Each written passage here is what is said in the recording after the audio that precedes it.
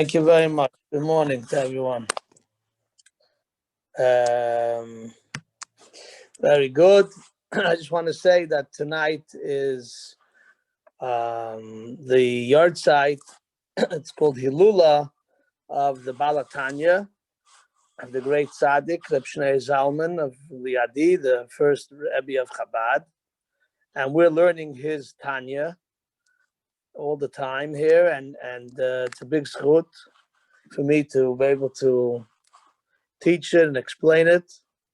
So just keep it in mind, because it says that in the day of the yard site, especially of a tzaddik, the tzaddik has the blessings and the strength from Hashem to pray for all the people who are connected with the tzaddik's neshama by learning his Torah and following in his footsteps. So the main thing is the deed. The main things are the actions. And when we learn Torah together, it makes it more special. I've been learning Tanya for many decades, but I didn't have an opportunity really to teach the Tanya like I'm doing recently here with you, this platform with Rabbi Smith and the Rebbe's father's koilel, for his father's sake, namesake, Rabbi Levi Yitzchak, and also in my shul. About 3-4 months ago, we started a Tanya class every morning. So it's very interesting. You know, they say when it rains, it pours. So it should continue to pour blessings for all of us who are connected here and for all of Am Yisrael. It also says that when you learn Tanya, as we do, we're also connected with all the people who are learning Tanya all over the world. It's not just our group here, but we are involved and connected with everyone on a higher level. So through Torah, and that makes it much more special and much more powerful, because the Torah goes beyond time and space. Just like the Chazal tell us that if you learn today about the korbanos, it's like about offerings. It's like you're bringing an offering.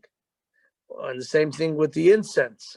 When you say the psukim, the verses in the Torah that we say every morning about the incense, it's like bringing incense. So how is that possible? Because Torah transcends time and space. We're not limited by time, even though today we don't have the physical Beis HaMikdash. It was taken away from us almost 2,000 years ago. And the space, we're not in Yerushalayim and we're not in Eretz Yisrael. So how can we say that when we say the psukkah about the offerings and the ketores, the incense, it's as if we're doing that, bringing it in the Beis HaMikdash? So the Chassidus explains, because Torah is connected with Hashem in the highest level, and Hashem is higher than time and space. Time and space is not an interference to Hashem at all. And when we learn Torah, we're transformed to that level of Kedusha. So today, staying on this subject about the greatness of learning Torah, we're going to learn the 5th chapter of the Tanya, where the Alter Rebbe, Reb Shnei Zalman, explains how a person processes Torah, and how is it that Torah actually can bring us up to this level that we just said, that we're higher than time and higher than space. And the reason for that is because we become one with Hashem through the Torah. More so, we become more united, more integrated, more unified with Hashem through Torah than through mitzvahs. How is that? How could it be that through Torah learning, we know that it says Talmud Torah Keneged Kulam, that learning Torah is equal to all the mitzvahs. It's one of the greatest things that a person could do in his lifetime. In fact, the Gemara says, the Talmud says that there's 3 or 4 cardinal questions that they ask every person. Every person is asked by the day of judgment after they pass away from this world. Were you honest in business? Did you set aside time to learn Torah every day?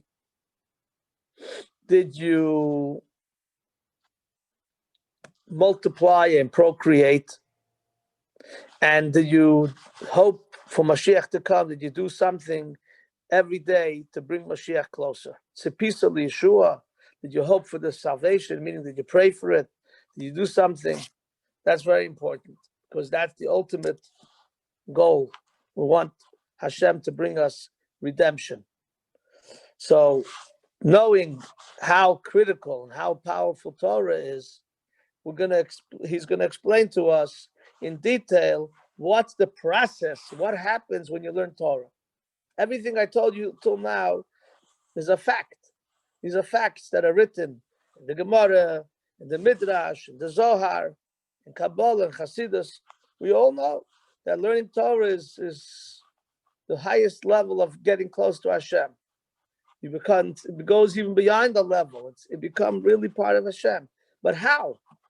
So he says here, Perek Hey, the 5th chapter. Teves or Teves Biur. Beir Heitev Lashon Tvisa Shomer Eliyahu Leis Machshava Tvisa Bach Klal. Eliyahu Navi, the great prophet Eliyahu Navi, he is not just a prophet, but also a great teacher of Torah, especially the secrets of the Torah. And Rabbi Shimon Bar Yochai, who was the author of the Zohar, he learned Torah from Eliyahu Navi. And he was kind enough to share with us what he learned from Eliyahu Navi, or a little bit of what he learned from him. So we say this essay of what he learned from Eliyahu Navi, the Chabad, we say it every Friday night before Mincha. As the Sfardim say it more often. It's in their Siddur, at the beginning of the Siddur. It's called Pasach Eliyahu. Eliyahu began his lecture, and he talks about learning Torah and getting close to Hashem, how we don't understand godliness unless we learn Torah, and the formation of creation, the process, many fascinating things.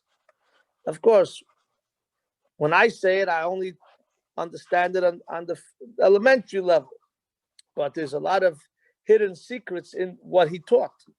So the Alter Rebbe is going to explain to us a little deeper what Eliyahu Navi meant when he said, Leis machshava tfisa bach, that no thought process can grasp you, can grab you, Hashem, can contain you, unless we are learning Torah. That means when we learn Torah, we are able to grasp Hashem. What does that mean?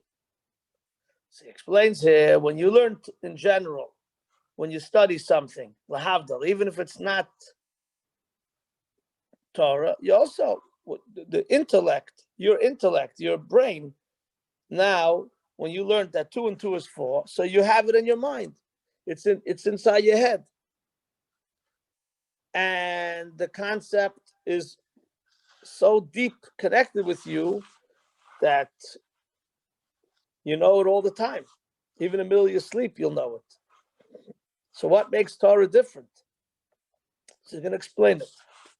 So he says, for instance, you learn a halacha in the Mishnah or the Gemara, and you know it very well. La ashura al burya means you know it very in detail.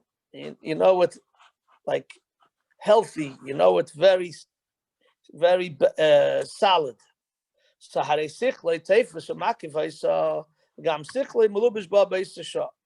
seichel, your intellect, is grasping and encompassing what you know, what you're learning, and at the same moment, your intellect, your brain, is covered by the idea, whatever you're studying.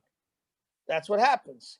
Let's say we're studying now Tanya, so we're developing we're trying to understand what is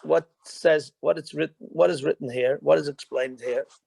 So the intellect is trying to grasp it, and it grasps it. And at the same time, the subject, what we're learning, is encompassing our brain. Min halacha zu hi seichel, min halacha zu hi sichlei melubish ba beis shah. Min halacha zu hi chmasir tzayna shal hakadosh baruch hu shal betzayna. This halacha, you have to understand, is Hashem's will and Hashem's desire to know what Hashem wants. We have to learn Torah. The Torah explains to us what Hashem wants. In this case, in that case, the mitzvahs, Jewish customs, all the details about the Jewish life. So he says that sometimes you find in the Gemara situations, scenarios of things that never really happened, because they're very, very remote possibility that this thing could happen. So why do we have to learn it? So he answers,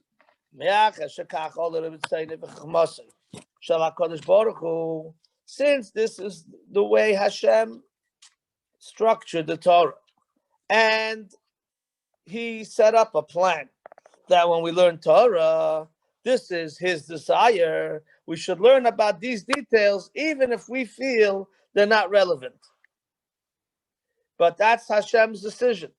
Torah is not man-made. Torah was given by Hashem, but there is a process that human beings, like tzaddikim, are also human beings, will be able to discuss Torah and even argue in the Torah, but at the same time, it's all about remembering that we're all trying to figure out what is Hashem's, if the decision, whatever the halacha will be, that's Hashem's decision. That's the way it works. I want to give a little introduction to what he's saying here. That many people have the notion, have an idea that the teachings of the rabbis, the discussions of the rabbis in the Talmud are not really from Hashem so much. It's just, people went back and forth to talk and discuss and argue and came to a conclusion. Sometimes they did, sometimes they didn't. But if that was the case, the Jewish people would not spend centuries on studying the Talmud and the Midrash and the Zohar. It's a different approach. Our approach, according to the halacha, if you got a person wakes up in the morning and wants to open a Gemara, a book of the Talmud, or the Midrash, or the Zohar, and read from it, they have to say a blessing on the Torah first. Otherwise, you're not allowed to read Torah if you didn't recite a bracha. Why is that? Because the words of the Talmud and the Midrash and the Zohar are holy. How did they become holy? They became holy because the people who are teaching the Torah are not regular people, like guys like us. We're all good people and we're all righteous, but we're talking about big tzaddikim who worked on themselves day and night to be more righteous, to be more holy, to be close to Hashem in every aspect of their life. And therefore, Hashem says, he told it to Moshe Rabbeinu, he's going to give him the laws of the Torah. That's called Teres Baal Peh. But after that, you have to figure out the system by going one item at a time, one halach at a time. You cannot just leave it the way it is. That's not the way Hashem made it. Hashem told Moshe Rabbeinu thousands of halachos, thousands of laws. But then he also told him that he wants the later generations to discuss and explain and explore and expound what is the basis for these halachas, for this law. If we can find references in the Torah, and then there's certain things that came up afterwards that were not discussed, were not told to Moshe Rabbeinu directly. So, very interesting how the system of the Torah is structured. Now, there are certain people that have a problem with accepting that the Torah is divine. They even say that the Chumash, the 5 books of Moses, is not divine. And that is the basis for their whole ideology, that they don't have to follow the Torah strictly because it's made up by people. People wrote it. Maybe Moses wrote it, or other scholars wrote it. But that diminishes the whole thing. Then we're out of business, so to speak. Then we have nothing to claim, because if it's not divine, God forbid, then it's we're wasting our time, because we're not going to follow just what regular people said, unless Hashem tells us this is important for us to follow what the rabbis tell us. Otherwise, then what do we know is what we have to accept, and what's real, and what was confirmed by Hashem, what not. Hashem is the boss. So the system, the way Hashem made it, is that Hashem is not going to come and talk once a week and give a speech to everyone. He did it one time when he spoke the 10 Commandments. After that, Moshe Rabbeinu went up to learn Torah by Hashem for 40 days and 40 nights. Then he went up for another 40 days and 40 nights. Then he went up for a third time. And throughout these 3 periods of 40 days and 40 nights, he studied the Torah.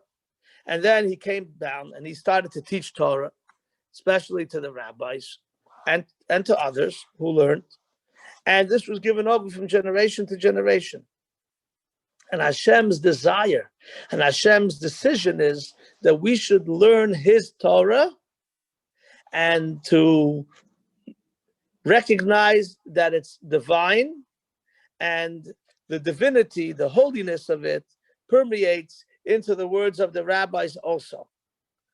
That means that the words of the Talmud and the words of the teachings of the Zohar and the Midrash, these were said by rabbis like Rabbi Akiva, Rabbi Shem Bar Yochai, and all the great tzaddikim, Rabbi Shua ben Levi, Rabbi Shua ben Korcha, all the great tzaddikim, Dalfin, all the big people. But we have to know that they were divinely inspired and giving over the words of Hashem, even though in many instances they argued. That's also part of the process. Hashem allows us to argue in the Torah, to disagree, but then it comes to a final decision, and the Bezdin or Sanhedrin, they come to a decision, and everyone should follow. Then there's also certain laws or certain customs that are different between the Sfardim and the Ashkenaz, and between Ashkenaz themselves, and that's also part of this, the whole structure.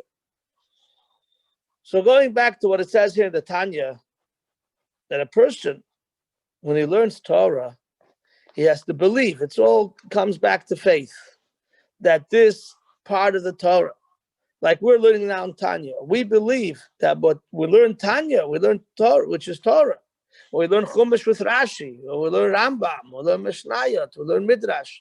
This is divinely holy words that Hashem says that this makes him happy.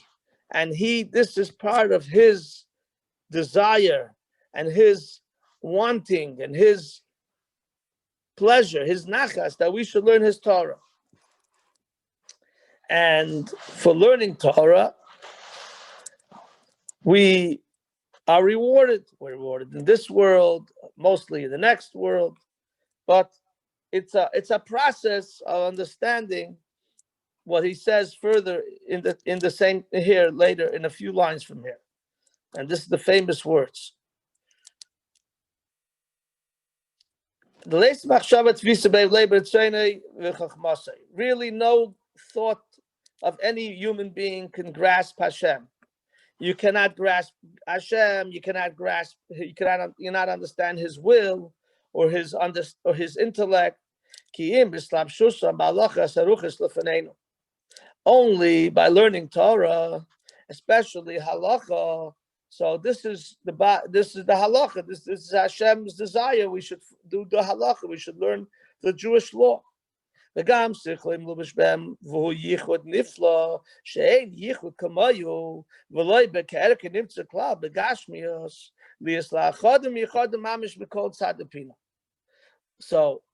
I'm going to explain these words.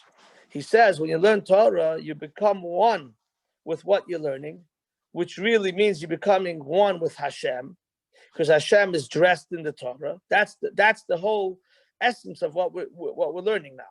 That when we say the Torah is divine, it means that Hashem has put Himself into the Torah, and by learning Torah, we can get close to Him.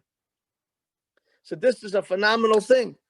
That by learning Torah, we can become actually part of Hashem, because Hashem is in the Torah, and He says that when we learn Torah and we process the Torah, we are connecting with the holiness that's in the Torah. But the question is, why can't we say the same thing about 2 and 2 is 4? So first of all, 2 and 2 is 4 doesn't have divinity in it, doesn't have holiness in it. It's just a concept. And second of all, when you say 2 and 2 is 4, you're not connected with the actual item of 2 and 2 is 4. Let's say you think about two cups, and 2 cups equal 4 cups. Okay, fine. Or 2 pencils, and 2 pencils equal 4 pencils.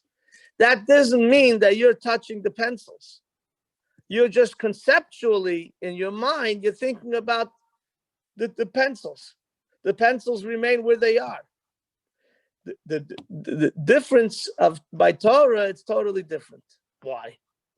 So for this, you have to also learn some deeper Zohar and Chassidus. That the Torah, according to the Zohar and the Midrash, is actually the blueprint for creation. What does that mean? That's not just that Hashem used the Torah to create the world one time. It says Hashem looked into the Torah, and with the Torah He created the world. But the Torah constantly is the conduit from Hashem to creation, to create the world, to sustain the world. Hashem uses the Torah, or the Torah is the process to bring forth, to reveal the godly energy in this world. Nothing in this world has its independence of Hashem. Everything in this world depends on Hashem. Even though we sometimes have a hard time coping with that, because then how could bad things happen to good people? And how could good things happen to bad people? But we're not going into that conversation right now, because it's not the topic. But the bottom line is that everything in the world is sustained because Hashem sustains it. He sustains it through Torah. Torah is the channels and the conduit to bring down the energy of Hashem for creation. So based on that belief system, which the Zohar says and the Midrash says in different words, then we could understand that when we learn Torah and we learn about something in the world, let's say we're learning in the Torah about the sun, about the moon, when it comes to the laws of the calendar, Jewish calendar. So you cannot touch the sun and the moon, right? But through Torah, you can touch them. Why? Because since the Torah is the conduit from Hashem to sustain the sun and the moon, when you learn in the Torah, the halacha, the discussions of the Jewish calendar and how is that's formulated and how it's structured and how you need to put it all together according to the Torah to decide when's Rosh Chodesh, the first day of the Jewish month. Therefore, the energy that's coming from Hashem to the sun and the moon, we are connected with that energy. So that energy that's in the sun and the moon, although it's thousands of miles away, no one can ever touch the sun. We can, because that is the power of Torah. Where do you find such a thing? We find it by Moshe Rabbeinu and by Yeshua, that they both stopped the sun for a few hours to finish the wars. They were fighting a war against a different nation. And those days, they could not wage war at nighttime, only the daytime. So it says that they stopped the sun, or Yeshua also stopped the moon. That's Hashem is given doim. So if the sun stops, that's it. So what happens? How could Yeshua do such a thing? How could Moshe Rabbeinu? Of course, they were on a whole different level than us. But because the Torah is the power of Hashem that controls the world is just a creation of Hashem, but the Torah is not just a creation of Hashem, it's an extension of Hashem. Hashem is dressed in the Torah. So by us learning Torah, we impact the world. The same thing now, driving it home to us here. When we sit down for a half hour or an hour, we learn Tanya together. And then you're going to continue learning Torah with Rabbi Menachem Smith. And you do it together. You're impacting the world by learning Torah. The world is turning upside down, but that's because they're not operating according to the divine design. Sometimes everything is chaotic. But if we go according to Hashem's plan and Hashem's desire that we learn Torah and we do mitzvot, we'll have more civility, we'll have more happiness, we'll have more tranquility between husband and wives, between people, between partners, between community members, between Democrats and Republicans. It could all be worked out if you follow the Torah. But the people are too angry and they don't want to go there. So that's why it ends up with anger and violence and bad feelings. The Torah promotes peace because Hashem is the source of peace. And even if you have a difference of opinions, you could always work it out. You give and take, you compromise, you figure out a little bit how to work together. And that's the best way, because it can't be just my way or the highway. You could go there, but that's only in extreme cases. Usually there's a way to work things out in a balanced way, with respect. May Hashem have mercy on us and give us strength, and to continue to bless everyone here on this beautiful chat. And thank you again for allowing me to share the holy words of the Torah. And now, if you want, I'll take a few minutes for questions.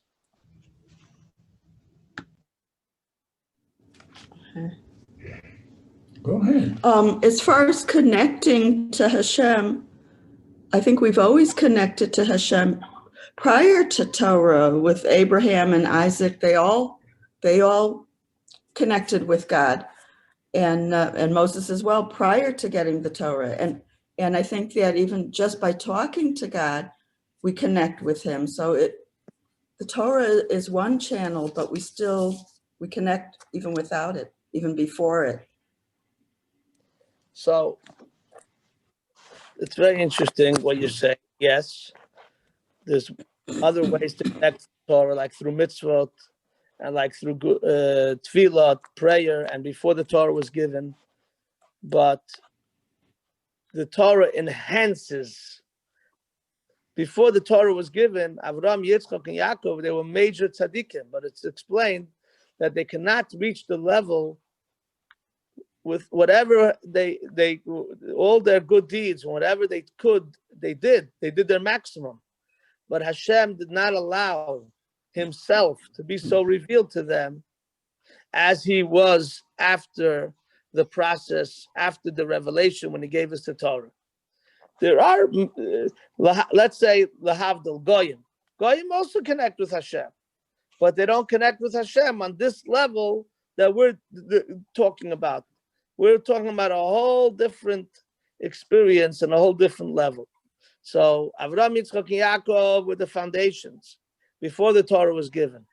But it says when Hashem gave us the Torah, he allowed us to reach much higher levels.